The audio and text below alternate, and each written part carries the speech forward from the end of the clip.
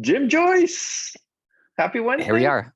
Here we are. Happy Wednesday, my friend. Looking good. I like the Yeah, beard. we took a couple of days off last week, and it's one of those things to kind of shave. It's an extra effort, right? Always. So I decided to just try it, and for the first time in many, many years, I actually went to a barber.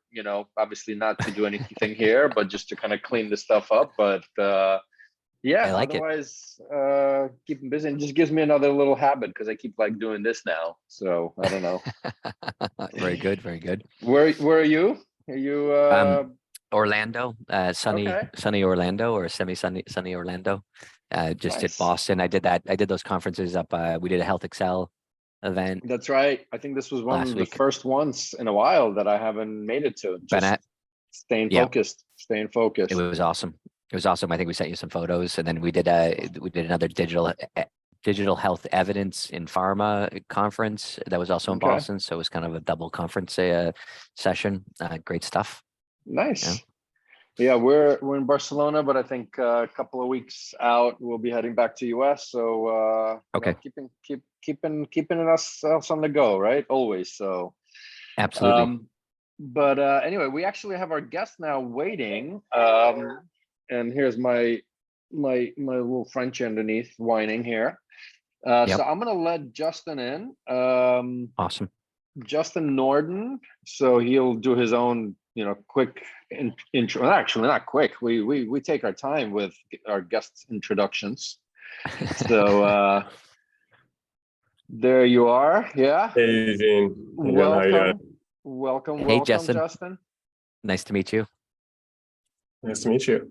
By the way, if you want, we can get rid of my AI note taker. But Oh, no. I actually decided to let it in because we're lazy and this show is meticulously unproduced. And so I'm going to ask you to send us the notes. And for the first time ever, I think Right. we're going to add show notes to this. So there you go. Because we're Wow. just lazy. Wow. We do no Right. production.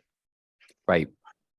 Yep. these tools are pretty fun. I'm still not using them to their fullest, but it's pretty amazing, just having something record everything you're doing, typing up beautiful summaries, beautiful notes. Awesome. We Listen, live in a fun world now.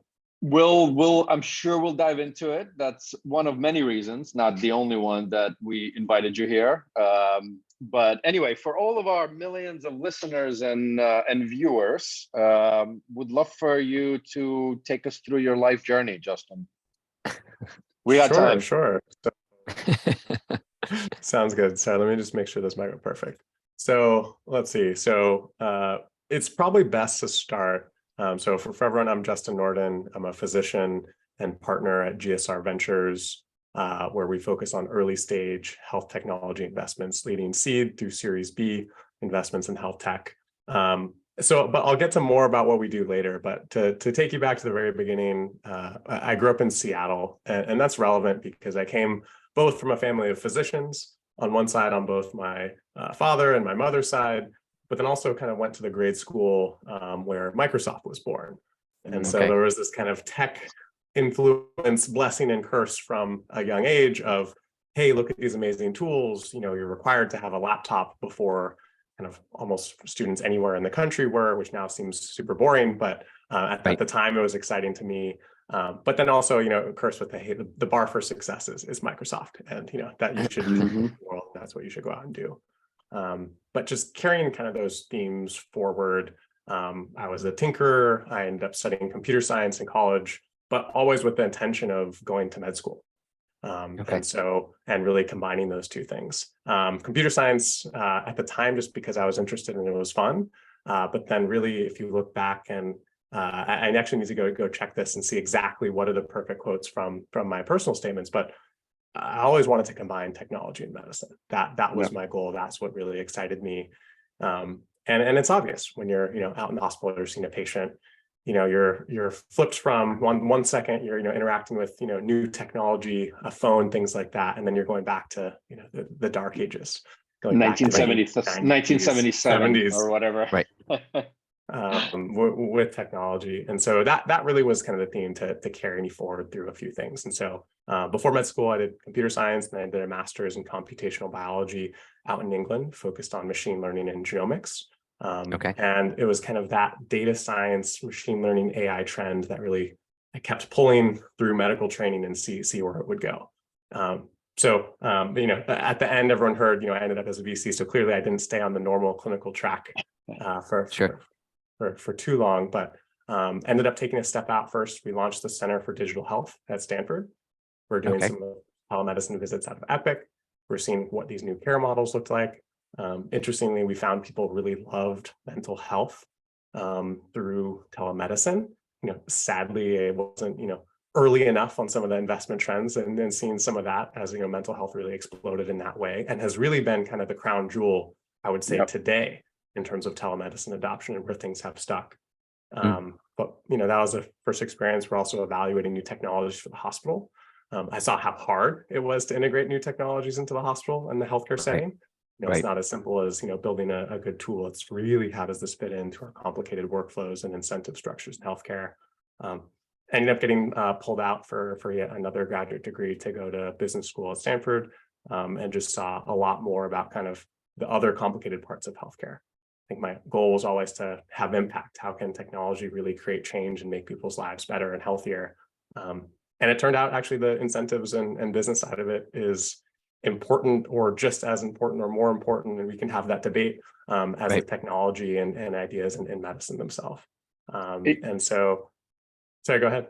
No, I was going to say, it's interesting you use the word incentives, because I think, and this is probably more of a philosophical discussion, but there's a lot of disincentives, right, on the business side of the healthcare, right? So, but to your point, figuring that out is a key component in delivering care, but also billing for that care, right? Absolutely. And, there's too many books now. We have a sick care system. We don't pay for preventative health.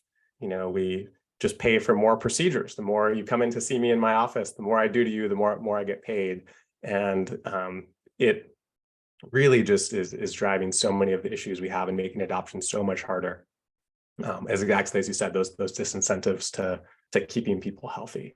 And after that, like any good Stanford student, if you're on campus for so long, had to try my own hand at a company. So did a stint at Apple for a couple of years in the healthcare team, getting to launch some of the healthcare features, and then went on to start my own company.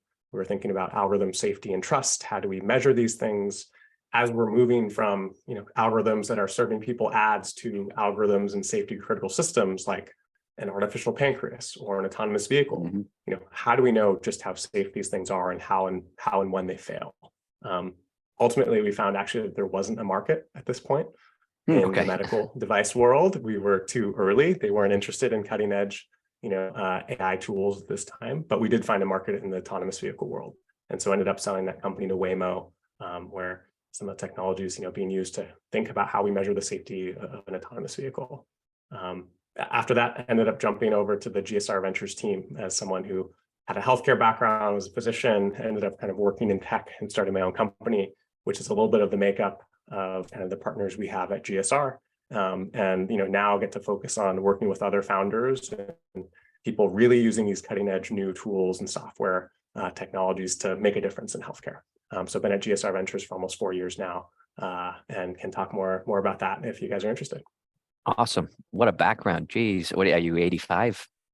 85. And I guess the last thing I'll mention, which is fun, is recently have come back to Stanford. My wife likes to say I never wanted to leave and never do want to leave, but I'm an adjunct professor in the Department of Biomedical Informatics, and so teach on digital health, a lot about the incentives and different tools in healthcare, but then this quarter, a course on generative AI in medicine.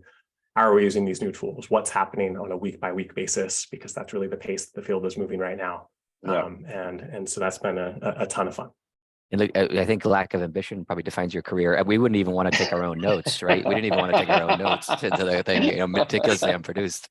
Well, I don't either. I don't either. That's why we're using AI. So, amongst all of that, there's a laziness, right? Of like this, optimistic but lazy to kind of figure out how do you best work. It's actually It's actually Go ahead. funny because I've been testing the Otter, but I'm gonna now compare Fireflies to Otter, see Okay. how the two compare. I'm gonna start using that. And I also switched. Oh, you switched. I have, Okay. no stake in either companies, no financial Yeah. disclosures in this. Right.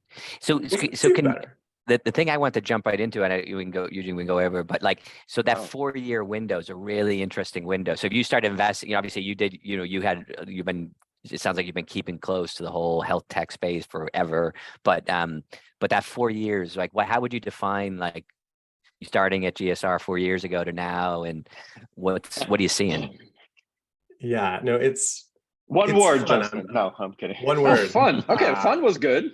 Fun was good. Fun, changing. Those would be the two parts, but different always. Right. And it's exactly right. I mean, even if you think about digital health from even before I jumped over to the investing side, right? When I was bugging people and my professors about, hey, I'm interested in technology and software and how it impacts medicine, maybe the business side, and this was even before I jumped over to business school, but it's like, oh, hey, you're seem like a smart guy interested in these things. You should look at like biotech. Let me connect you with these biotech. Like digital health wasn't even a thing to go find. There weren't people doing this. It was so nascent. And I'm sure everyone in here has seen the Rock Health data looking at, $1 billion invested, roughly in 2012 or so to the $29 billion in 2021 to wherever the numbers are balancing out today. But the field was so nascent as I was kind of bouncing around, and it's like, oh, well, hey, if you want to do business stuff, go to a payer, go to biotech, that's where things are happening. It's like, no. Like, I'm interested in software. I think this has potential. This is where I want to play. But if you think about like maybe going granular, like what was getting funded 4 years ago versus what's getting funded today, not just your own portfolio, but what do you think? Yeah. Lots of the types of companies are similar. Okay. Say for a few categories, and Eugene and I have talked about this, have struggled in terms of kind of what has changed from 2019 today. But lots of the things are the same. We've had AI companies, back then that were funded in 2019. Interestingly, valuations were, if you really, really were an AI company, aren't that different, might even be actually higher. That's probably the one category where valuations are still higher today. If you are squarely in the generative AI camp or a company and are doing well, that's the one place where you still see 2021, valuations. Tech-enabled services were funded back then and are funded today. I would say that has slightly trended down as people have probably got more skeptical of, wait a second, what are these margin profiles? Right. How long is this going to take? Are we really a services company or a tech company? How much money is this going to take when the capital environment is much tougher, and realizing how much farther you have to go? So I'd say that's a category that has maybe trended, maybe not quite in the right direction. Digital therapeutics has been a tougher area as we've seen some of the big companies really, really struggle. Obviously, Pear's bankruptcy news and then the kind of asset sales, has put a bit of a cloud. But at the same time, people are still believe it's the future, believe it's where things are going. And so, we'll get there. And buying the assets back for a fraction. So shout out to Corey. I mean, let's see what they do next with it. Did he complete it? Oh, you didn't see that? I heard people talking about it. It was just recent. I heard Brian reported on it that was the final bid, and I think that was accepted. So I think they have the assets. I don't know what the formalization process of it is, but wow. Well, let's see. When Corey is ready to talk, we'll get him back on the shot. But that's a whole other. But yeah, so DTX, sorry, we always, because it's meticulously unproduced, we just shoot the shit. But I do want, if there's other categories, keep listing them. But I do want, I think for our listeners, many entrepreneurs watch this, kind of back up to GSR to kind of describe a little bit your thesis and what you guys look for and into, and go from there. Yeah. So at GSR, we're focused on healthcare technology companies and working with founders that truly want to transform how we're delivering healthcare or making that possible. And so the way I like to think about that is, when we're doing something or targeting a new area, this isn't a 10 or 20% improvement. How are we delivering a 2x, 3x, 10x improvement over the status quo? So not taking a small shot, but really taking kind of that big vision. And so, that's included things like software for clinical trials, reimagining how we're delivering care, companies like Medable. It's included companies like Alpha doing asynchronous telemedicine, where we're not just 10 to 20% more efficient as a care delivery platform. We can be 3x plus more efficient in terms of costs to deliver that care and making that convenient, able to see patients who are uninsured or cash pay to make this happen. It's included sectors like digital therapeutics, where we made a big bet, where the vision of, can we deliver software as a potential therapy, FDA approved, evidence-based, instead of potentially needing to go through kind of more human-based treatments, that fundamentally changes kind of the equation for how we can deliver care in our healthcare system. And that's so the things Limbix like that really get us excited. And that's companies like Limbix, companies like AppliedVR, companies who have amazing products and are figuring out and working in the go-to-market, but their products work. People want them. They really can help their patients. And there's huge kind of underserved populations that could really benefit from tools like this. And then the last sector, Eugene, I'll just mention is just is really kind of AI. And this has been a sector, obviously myself running an AI company before, but then coming into this, where how can we kind of use these new tools to kind of fundamentally make us more efficient and change how we're delivering that? And specifically, at least for me, I'm much more interested in augmentation of the healthcare workforce than complete automation. And we can get into that more and why that's the case from a regulatory standpoint, from just a go-to-market standpoint. But this is a sector we've been investing in for quite a while now, and just continue to be more excited about today. And all with U.S. centricity? All with U.S. centricity for what we're doing in healthcare. The firm at large has invested all over the world in technology broadly. In the U.S., our team is pretty much 100% healthcare focused.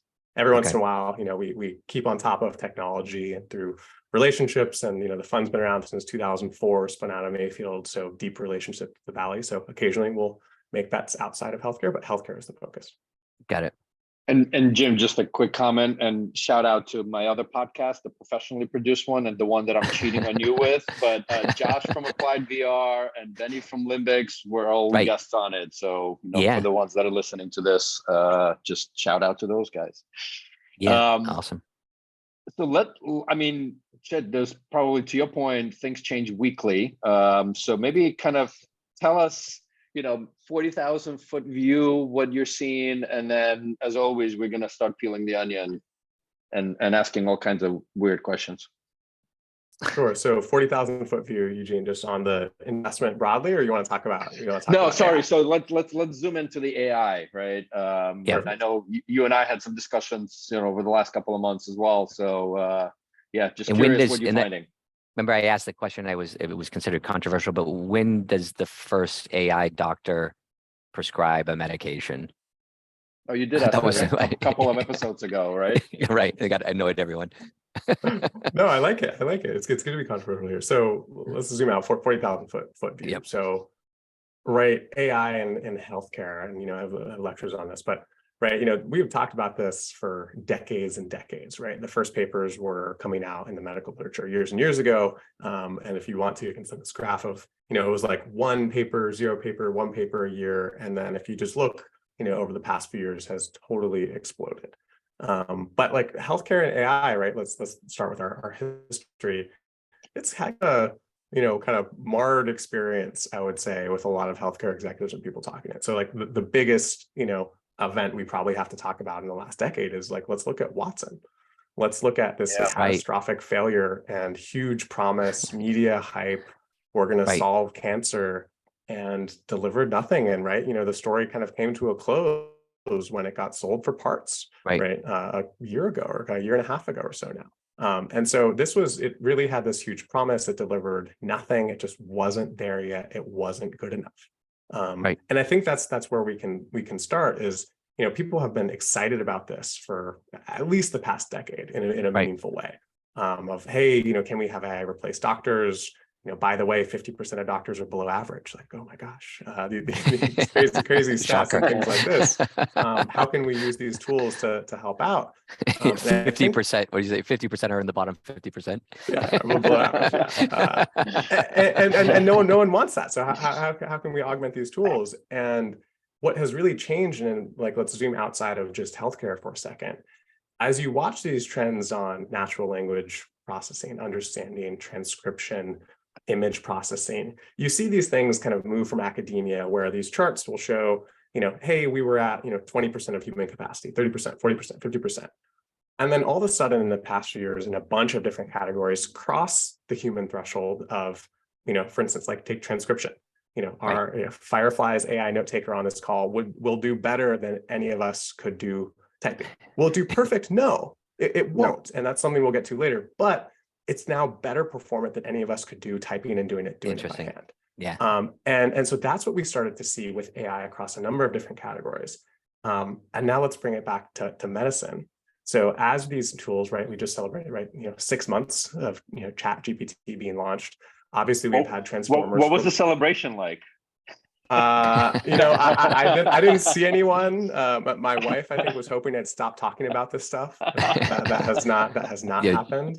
Yeah, stop talking to Chat GPT. Yeah, it kind of got up and gave a great speech. But what really changed was all of a sudden, right? And people have been trying to use AI tools on, medical questions, or let's use it on step 1, step 2. Step 2 being the final exam of medical school, to say, hey, you've reached proficiency good enough to be a doctor in the U.S. And these things were terrible. They were basically at chance for a long time, and they just couldn't do it. They couldn't get there. And then all of a sudden, right, ChatGPT comes out in November, and then all of a sudden, it got 59% on step 2. Some researchers tested this, which is just that kind of that near passing level. But then what's even crazier is a few months later, testing it on GPT-4, all of a sudden it got to 89%, roughly in the 95th percentile, all of a sudden near the top of a class. Also to the point where we're not even, being able to distinguish that well anymore what questions were right and wrong. If you have, you look at imaging on the radiology side, where these things also just really improved over the past few years and now are much more generalizable. As you have expert doctors rate images and say, is this, this diagnosis or that diagnosis, or, you're only at best you're getting 4 out of 5 agreement. And so all of a sudden these tools really were at, physician proficiency or above on our ways to measure it. And then that's game changing. How do we deal with that from, Jim, your question of a regulatory standpoint of when will we actually have the first AI written prescription? What does it mean for a long time? We're still going to have doctors clicking the button, even if AI did all of the work, right? And we've already seen, and you can question some of the prescription practices we had with telemedicine and maybe overprescription in certain cases. Doctors were still the ones, with their license on the line doing it. It wasn't AI, or doesn't even need to be AI, a software system decision tree saying that they should write this prescription. And I think that's the way it's going to be for a while. But these tools are going to start to get used. It's really interesting because just the way you phrase that, it's like this idea of it's less about the competency and it's more about the accountability, right? So is it, can I ask a question, like, be naive, is it really such a black box? So I think that's what it makes everyone uncomfortable, right? Is that the idea that these programs are developing and we really can't understand, we can't unpack them. Is that true, or can we? When they come up with an answer and we can't see the methodology, which is so much against science, right? So we can and we can't is kind of the short version. So if you look at these things, and even prompting these systems now to get better performance, you can do something called chain of thought, where it's like, I don't want the answer, ChatGPT, I don't want the answer, like, walk me through your reasoning, show me how this works. Is that really reasoning? Not necessarily, right? These systems are still probabilistic. They're choosing, the next best character or token or word in response. But you can see something. Is that explainable? No. If OpenAI hasn't shared too much about GPT-4, other than it was expensive to train, but we're not going to tell you what data we trained it on, how long we trained it, how many parameters, et cetera, it has. But other models are coming out where they are telling us this. They are telling us what data it was trained on, where this came from, how they did it, and all the details, and open source. Hey, look at that yourself. And so this is actually something that I'm noodling around in my head now of, like, what is the future of these models in healthcare when there is a huge prize for, I want to know all the steps as a physician of how this happened, why it's safe, what it's going to do for my patients. And I can't necessarily know that about, GPT-4. But, Right. Do we as a field move towards an open source model that we can see from start to finish how this was done? Does it mean we know everything about how Right. this happened? No, but we can know a lot more. And we can know it wasn't trained on Reddit. It was trained on, for example, UpToDate or something of that course. So it's not a complete black box, but we certainly don't know everything today. And it's funny, there's a litigiousness to, certainly to the US health, like I'm based in Dublin, Ireland, but like there's litigiousness to the US healthcare system, right? And it's this idea that like, it's the perfect process to get the wrong answer is better than the right answer sometimes, right? So it's like, okay, perfect. Yeah, we unfortunately the patient didn't make it, but we had a beautiful process, But Jim, you brought back the litigious piece because given the fact that Justin, you sort of came from the auto industry and a lot of the AI components. I mean, if you think about the legitimacy and the decision-making process of what that car needs to do, and I know not much more beyond this, but I've read some discussions around the ethics, like does the car itself make a decision? God forbid something, does it run over a young kid or an elderly, right? And all those things, because that's part of the reason why you kind of have to keep your hand on the wheel, because it's ultimately still. So back to the prescription question, because Justin never answered, right? I think this will just, this just kind of parallels it, right? How long has that been, right? Like from from car industry, right? Yeah, so I love drawing the analogy to cars, and especially just because I think I'm probably, let me know, call me out, Eugene, you know me well enough if I'm wrong on this, but I think I'm probably the only physician, at least that I've met, to work in the autonomous vehicle industry and come over, which I recommend to no one. I don't know if anyone else, but we can survey your generation out of Seattle, maybe. I don't know. Right. maybe. But I think the thing that's really fascinating about this is, one, we have cars driving around San Francisco now. We have the Waymos and the Cruises, starting to do their deployments both here in Phoenix and some other cities now. We don't have, full level 5 driving around fully without guardrails yet, but it's, we're inching our way forward and making progress. Interestingly, if I compare driving a car autonomously to delivering medicine autonomously, the funny thing is as humans, versus physicians, we're way better at driving cars, right? We have a fatality every 1 in every million, 10 million miles, right?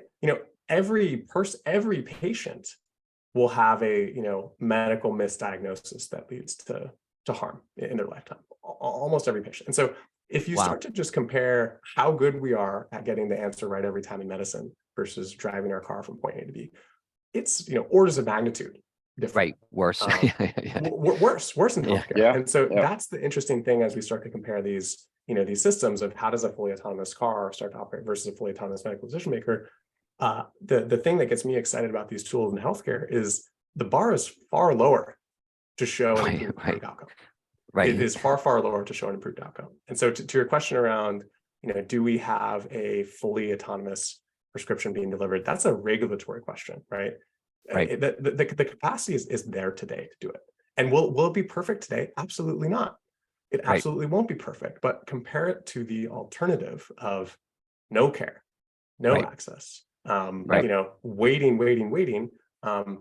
Interestingly, these tools could do better today. And so I think on the autonomous diagnosis side, I guess we can talk about it now. It's been up for a while. I was kind of reticent before, but Martin Shkreli, right? The famous, infamous character in healthcare, a few weeks ago launched drgupta.ai, where he has this big disclaimer saying, your data is not protected. This is not medical advice. You can't sue me, whatever, blah, blah, blah. I'm sure a bunch of other things. And then it's like, let's diagnose you. Granted, this is probably very much in the gray to like black for the FDA, right? It's intended use, even though I say it's not intended use. It's, this is trying to, give medical advice. And yet, if you really push me on it, it's like if every patient journey, I'm assuming it's just GPT-4 under the hood or something equivalent. I don't know. I haven't spent that much time with it. But if every patient journey across the US or the world started with a GPT-4 diagnosis tree, would that be better than the random walk patients take to whatever their healthcare They happen to have a cousin who's a biology major, they Google something, they just wait because it's not bad enough and people don't want to deal with it. Would that be better an entry point to the system? Probably. Right. And so it's going to be a fun few years for the world. And granted, it's probably not going to happen in the US first. Probably somewhere else is going to say, hey, we have the need. These tools are pretty good. We think we can do better for our country. We're going to solve a bunch of, we're going to take this first step. And the US probably will lag in that. But it's going to be an interesting few years. Yeah, and it's wild. Can we dive in? Because, healthcare is notoriously, we've been talking about interoperability for God knows how long, just as an example, right? So let's take the same concept to the openness of generative AI and learning models, right? And maybe for our listeners, Justin, if like in a minute, you can kind of describe what a learning model is, since you're the professor here.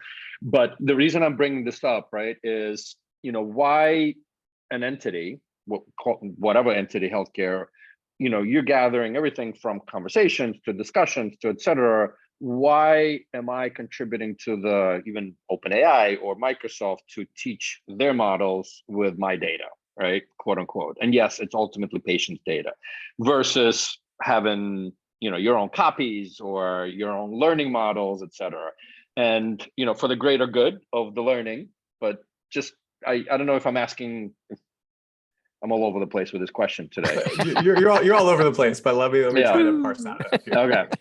So, let's start with what are, that's fair. You're ahead of me. So what are large language models, right? So these are models trained on huge amounts for language, language data. And what are they doing? They're using these big neural nets to learn associations between words. If I have, words which are broken down into tokens, but just think of them as words. If I have this string of words coming, what is the probability that the next word? So if, the cat and the dog go to the blank park, house, etc., I now use this model to say, what is the probability of this next token or word that's coming next? And again, trained on, billions and billions of conversations. Essentially, you can think about it as the whole internet. And some of these models show exactly, which data sets they trained on. All of a sudden, these got really, really powerful and really good. And so again, it's this probabilistic model of what comes next. So people are just kind of, oh, this isn't thought, this isn't that just interesting. It's just, statistics. And yet, like, pretty amazing things are happening. Things that look like reasoning, things that look, like understanding, things that look, actually there's a study this week, things that are better essays than students. Period. Right. Teachers, all found and rated those essays better, which was a new study that came out this week, which we all knew, but nice to have an academic study to back it up. So that's what these models are doing. And then, now we're starting to apply these models across all sorts of places in healthcare. Right. The Epic announcement saying that, hey, we're going to work on this on patient messaging. So Eugene, you send me a message, and before I send it back to you or have to write anything, let's have an auto drafted response based on, hey, you wanted a prescription for a refill for your allergy medication. And so maybe I can have an auto drafted response of, sounds great, let's go do that and send it to you. And so that's what's starting to happen now in healthcare. Right. What's wild is I always think, like, when I think of clinicians, right, and I think it's probably kind of a little bit like, I actually think clinicians and venture capitalists are quite similar in some ways, in that sense that they got a process like, you walk into a clinical office and you have to kind of go through, or you have 10 patients that come to you and you have to kind of analyze them, as you're walking through and come up with your diagnosis. And then you have like these startups come in. So you get this kind of complex, rich, nuanced something in front of you, and you have to kind of clinically analyze them and come up with an opinion. Do we invest or do we not invest? What's the diagnosis? But there's a kind of a confidence in it, right? There's this kind of cocksureness of the clinician that says, hey, this is what you have. And then you're like, oh, thank God someone knows what I have. I know what my condition is, right? And then so here's what I'm going to give you. This is what your condition. Here's what I'm going to give you. And you're like, oh, thank God. And then almost the placebo effect of this confidence. And then ChatGPT is doing this to us now, right? It's going like, here's the exact answer, and they have this confidence. And then you go look at the answer. It's like, it's like sometimes it's bullshit, right? Like you're looking, you're like, what's up The with that? But it's the it's so hallucinating confident. GPT. Yeah, it's so exactly. Yeah. confident, but it feels like, and then you realize that, wait, hey, have the physicians been kind of similar? Yeah, Sorry for no, that. no, it's absolutely right. And, I would say both for the physician viewpoint or the venture capitalist viewpoint, yeah, you can walk through this process and you try to, for medicine, understand your history of present illness, chief complaint, allergies, et cetera, medications, past, blah, blah, blah, and you try to make an answer. And then same thing, for, a pitch, you can say, okay, what's the founding team? What's the market size? What's the current product traction? Then try to give an answer. The truth is in both areas, we're wrong all the time. Right. Confidently wrong in many cases. And so are these AI tools, which is, I think, the scary different part to people, right? Because like Google always gave an answer, but it didn't say like, this is what you have. It just, when you Google search something, it always pops up, I have night sweats, weight loss, cancer, right? This is always what Right. pops up. And now it's just structured in a way that feels more like language and is telling you, hey, like this is the most likely thing, and if you're Right. using, OpenAI comes with this, this is not medical advice, we don't do this, you should consult your doctor, but here's your answer.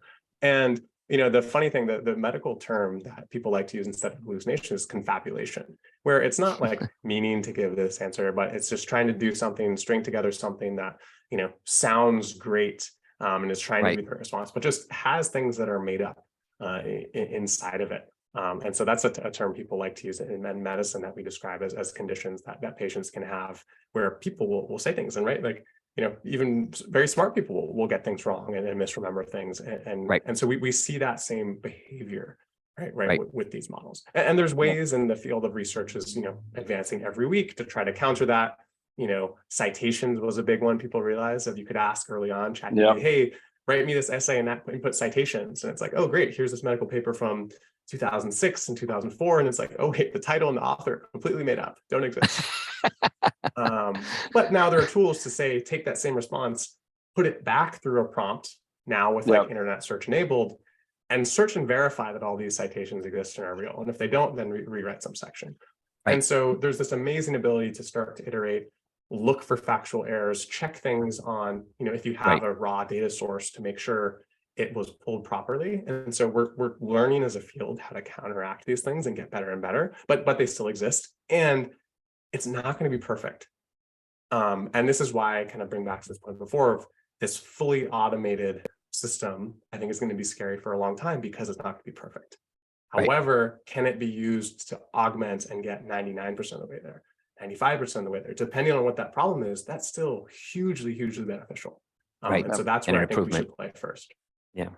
So Justin, you think the technology, some of the points right along the value chain are ready today, right? But again, the longest pole in that tent will be the regulatory framework ultimately, right? And who is responsible, who is accountable, who gets sued and how, right? At the end of the day, and that will take, decades, most likely. Just that's my. I certainly hope not. No, I hope not either. But again, that's why I compared it to the auto industry a bit, right? I mean, when did the first autonomous vehicles were even kind of thought up? Probably 20 years ago, ish. 15. Yeah, I mean, and some of the first, Google's versions of, hey, we can have a car drive on the highway, and realizing very quickly, oh shoot, this is like so good that people are falling asleep behind the wheel, and like, oh shoot, what do we do?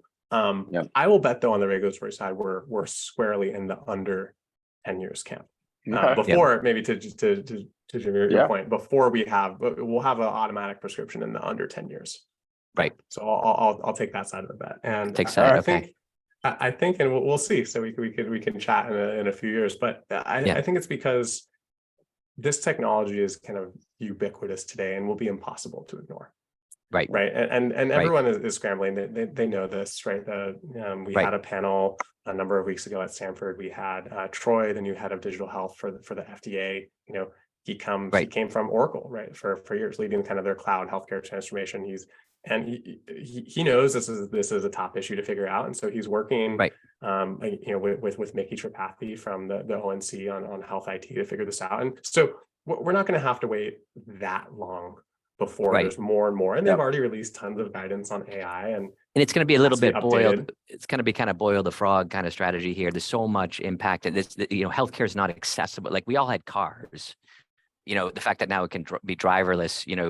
We still had access to car transportation, but there's so many people that don't have access to healthcare. So it feels like a different accelerant there. Yeah. Yep. And again, that's the funny thing about the tools that are launched, like Martin Shkreli's thing, where people are using ChatGPT for self-diagnosis today. Right. Yep. Right. Right. This isn't. It's kind. I mean, there's a little bit of like, hey, we see no evil, hear no evil of what's happening, but like no, like these things are out there now. Okay. People are using them. Again, we've had our comps before with Google and Google searching and coming in for medical diagnosis, but these things are so ubiquitous now that we are going to figure out frameworks. I'm confident we're going to figure out frameworks for how and where to use these. But from Gene, your question of where do we start? We start away from all the clinical stuff. Right. We start all on the admin side of it. Like what is like the number one square, best, simplest use case where, there's probably like 1,000 companies now starting to do this is Right. Clinician notes, right? You can now use, the Whisper OpenAI tool to transcribe, audio to text and put that text with basically nothing else into a GPT-4 prompt saying, turn this text into a medical note, and bam, it's probably better than any of the technology that existed 6 months ago. Yeah. That's awesome. And next thing you know, it's like the prior auth edits that, it's going to be a machine talking to a machine negotiating. Right. Absolutely. I mean, yeah. Right. Absolutely. We're doing prior auth from that note. We're doing coding from that note. Are they perfect? No. Are our systems now perfect? No. Is there room to improve? Yes. Is there fine tuning, all these other things, but off the shelf, it's pretty crazy. Right. Well, listen, we could absolutely do this Tim Ferriss style for probably 2.5, 3 hours by itself, but we are limited in time. So why don't we jump to Jim's last famous question? Awesome. So Justin, go back in the so picture yourself at Stanford. You're giving a phenomenal lecture on how one of the on one of the investments that you made, how you diagnose the opportunity inside the market for this investment. You've captivated the audience. Everyone's listening at this successful almost like a congratulatory speech of how this phenomenal AI investment transformed healthcare. And this young student in the back of the class kind of looks like you and is intently staring at you, and he comes running up after class and he goes, "Professor, or doctor, professor," he says, I got to talk to you. I've got this idea. I'm actually from Seattle. My parents are physicians. I was born in a laboratory outside of Microsoft. And I've got this idea for a robotic AI-powered driving autonomous medical delivery system. And he's kind of there. And you look at this incredibly talented young student. What's the one piece of advice you'd give him?